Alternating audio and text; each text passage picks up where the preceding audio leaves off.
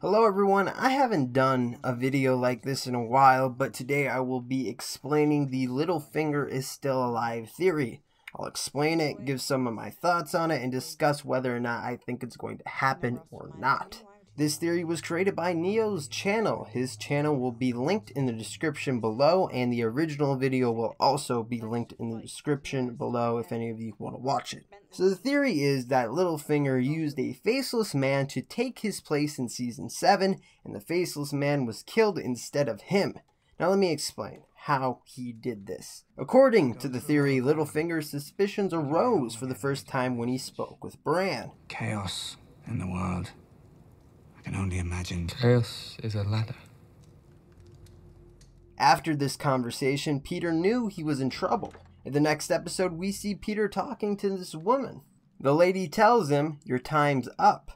LittleFinger nods and gives her something. Petyr gives her a coin from Braavos, a similar coin that Jaqen gave to Arya. So the blonde woman is a faceless man, and since Petyr gave her that coin, she will now play the role of LittleFinger. Petyr's connection to the faceless men is through his grandfather, who was from Braavos, where the faceless men operate. And it is possible for a faceless man to wear the faces of the living, as seen in this clip here. So the blonde lady was wearing Petyr's face from episode 5 to 7, and the real LittleFinger left Winterfell according to the theory. This theory is very well done, and it's very convincing, and I wish it was true, but I don't believe it is, for a couple of reasons. So say Petyr is alive. What does he do now to get what he wants? To sit on the Iron Throne? Because there is no clear or easy way for him to get there. The first thing Petyr needs is an army.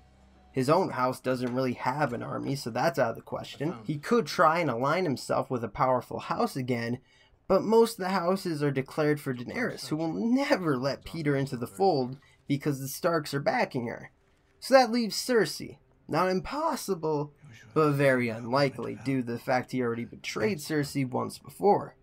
Petyr could try and rally the small folk to his cause, but that most likely wouldn't put him on the throne. So the only thing Petyr could do for an army is to hire one. And lucky for him, the Golden Company are on their way.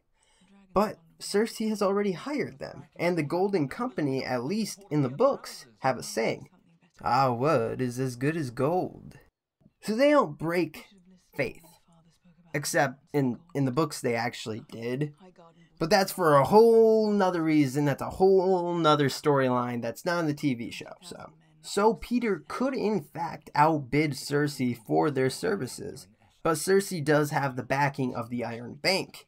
And Petyr does have money, but we really don't know how much. Tyrion, when he took over as Master of Coins, said that LittleFinger was borrowing money from the crown, so he could outbid Cersei for them, in theory. So let's say he does. He gets the Golden Company as 20,000 strong men fighting for him. He would obviously wait until the fighting in the north was over to attack, while Daenerys and Jon would be at their weakest. But Petyr would still lose. Even if Dany and Jon lose half their army, they would still have more men. There's 100,000 Dothraki alone, and she still has 2 dragons, so there's no chance he could win. If any of you know or can come up with something on what Petyr does now to get what he wants, or what his plans are, leave it down in the comments below, because I've been thinking about this for a while, and this is all I could think of. But the main reason why this theory really doesn't work is because of Bran, the three-eyed raven. He sees everything. When Sansa and Arya and Bran were preparing the trial for LittleFinger, they would have had Bran see what he was up to. It seems like they had Bran look over a lot. He knew about Petyr betraying Ned, the letter he made Lysa send to Catelyn, and Sansa says this in the trial. You do, isn't it? That's what you've always done. Turn family against family, turn sister against sister. That's what you did to our mother and Aunt Lysa, and that's what you tried to do to us. Sansa, please. So Bran was watching what Petyr was up to. how he tried to get Arya and Sansa against each other.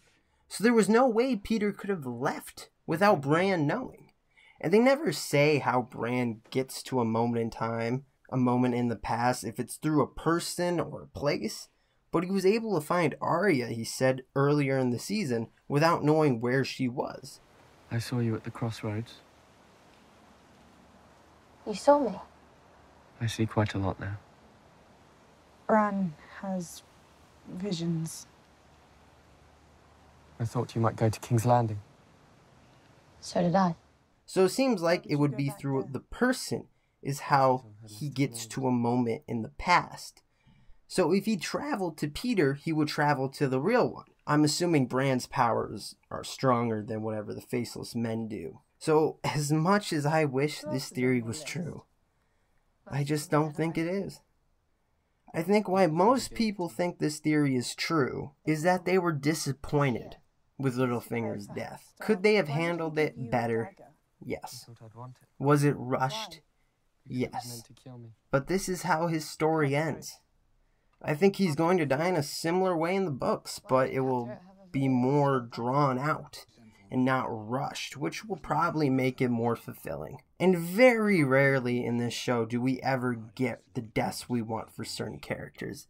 We want to see Jon and Robb die with swords in their hands in a battle, not be stabbed in the back. So what do you guys think? Do you still believe the theory? Do any of you have any game-changing facts or information that make this theory possible? Leave it down in the comments below, and if you want more Game of Thrones content, please subscribe, and as always, have an awesome day.